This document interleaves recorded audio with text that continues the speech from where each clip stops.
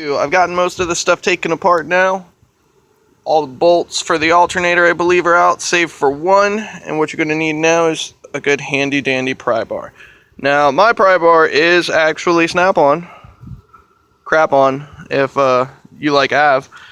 But basically, you're just going to wedge it back in there and carefully, be sure not to break anything, but bring it forward and then bring it down a little bit. And then it, boom, falls right off. Now there's one tiny little bolt. Let's see if we can get down in here and spin this thing out just a little bit. Alright, that's much better. Alright, so if you look, see if I can zoom in. There we go. That bolt right there, little nut, it's got to come off.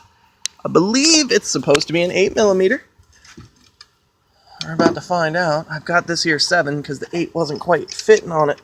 Oh, no, it's definitely going to be that 8. And you see, I just got a basic little cobalt kit and my snazzy ratchet.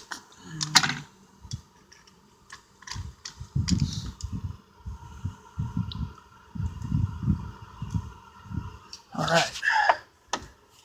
So, we'll get her lined up just a little bit.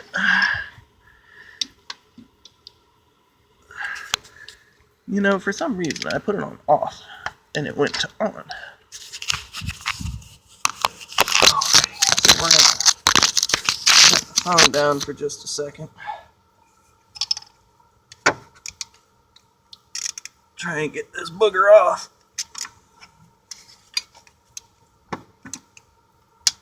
Oh. Ladies and gentlemen, we have purchase. Alright, so now that that's broken loose, we can sit the socket back on it and we can roll it right on out. Now again, you really don't want to lose this little nut if you're trying to put everything back together. So I like to keep all my bolts, like there's the tensioner bolts, there's those bolts, that little nut. But now we can pull that off and kind of move it out of the way, and thankfully most of the stuff on this car is plastic or rubber, so if you just wedge this thing inside of one of these rubber tubes like this one here, it should stay out of the way. But now we've got the alternator completely disconnected, and as you can see, a little bit of finagling, and it comes right on out. Boom.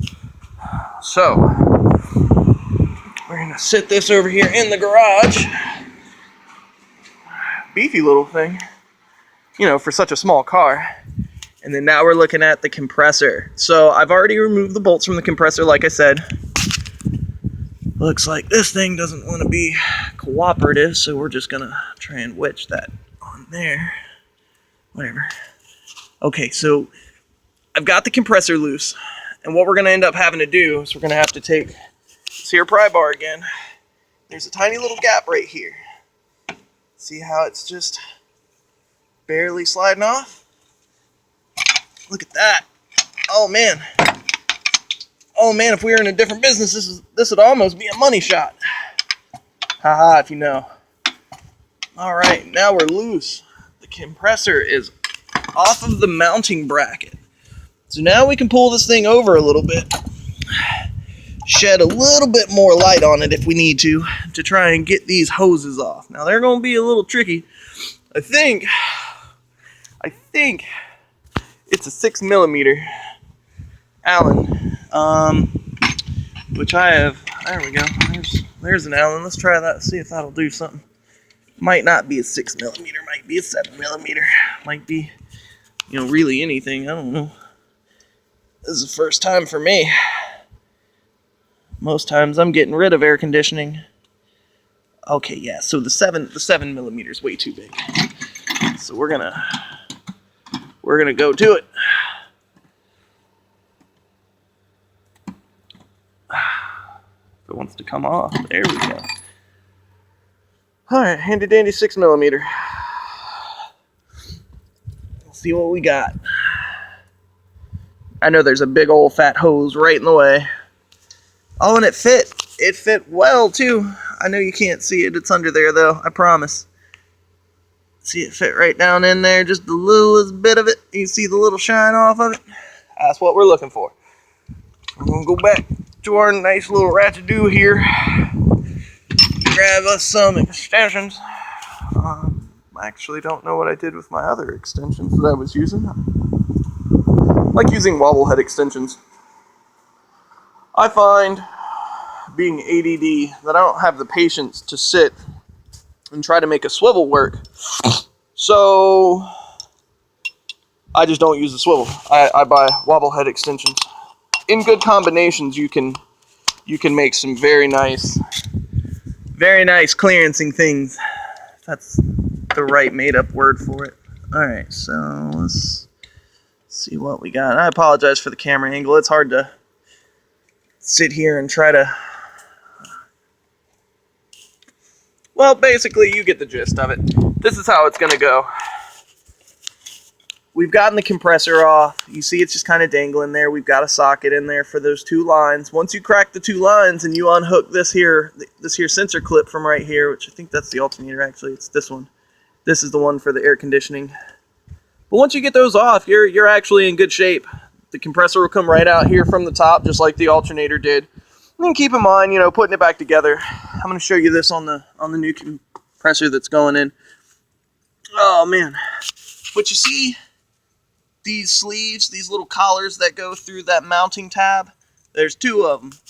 Well, if you actually take a hammer and lightly tap this until it's flush with this, it'll actually open up and spread the gap in between the 2 mounting tabs, so the compressor can literally just kind of flop on there, and then you line the bolts up and tighten her down, and she's good to go. And then you notice you'll wanna like, as carefully as you can, wipe this out.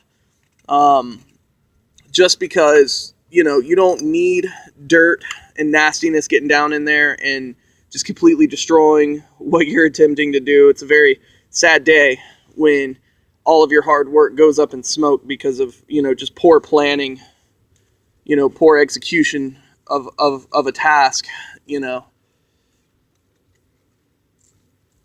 But this is pretty much as straightforward as it gets. It's much easier on other cars. Some cars, the AC compressors literally sitting right on top of the engine, and it's just a handful of bolts and it comes right off, and it's super duper easy and stupid. Well, Volkswagen, I guess when they designed the Beetle, they just decided we didn't need it. We didn't need to get to it. We needed mechanics, because if we're buying a Volkswagen, apparently we can afford to pay someone to fix it. Sadly for me, that's not the case, so I do this myself. My whole motivation for it. But that's pretty much it, guys. This is part 2. I think this is the final part. I may do a quick little snippet video on how to charge this thing once you've got it back together, but I actually need to try and get this thing back together before the wife gets home. So here's hoping. Give me some good lucks. Comment, subscribe, like. Tell me if you want to see something specific. It doesn't just have to be Volkswagens. It's just gonna be Volkswagens until I get some requests or suggestions, just because that's my stuff and that's the group of car people I tend to hang out with. So stay tuned for more. There will definitely be more to come as I can make it happen. Obviously my repairs are kind of sporadic. If my car's not broken and my wife's car isn't broken, none of my friends' cars are broken, I don't really have anything to work on because I don't request or look for extra work. So if you guys want to see something specific, please drop a comment below. Let me know, because I'm definitely trying to get more videos out. I'm definitely trying to get some more help out there to people who need it. Some of these jobs can be really daunting, and they don't have to be. A little bit of caution, a little bit of paying attention, and just a little bit of common sense, you can do most repairs on your car. And we will try to get more stuff out and more stuff done. And like I said, my video quality should get better. My videos in general should improve as far as cameras and angles and just being able to better record what I'm doing. This is kind of shaky and shoddy when you're sitting on a phone. And I understand that the quality of the video is not very good. But I appreciate anyone who watches this. And I really hope it helps whoever does watch it, or at least gives you some kind of an idea of what you're going to be in for on a repair like this on a front wheel drive vehicle. Like I said, some of them are easier, some of them are harder. So, you know, do any repairs at your own risk. Don't go out and try to tear your engine apart with, you know, a 14-piece socket set and then forget where you're at. Like, don't do that. Don't do that. Only do repairs that you yourself are willing to do, and only do repairs that if you somehow end up not being able to finish it, you would be able to pay to have someone finish or fix what you've done.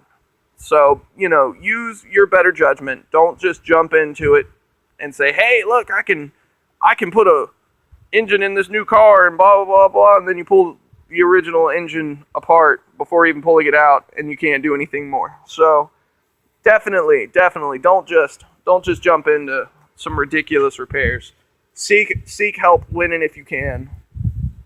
And best of luck, guys. Hope this helped. I'll see y'all next time. Bye-bye.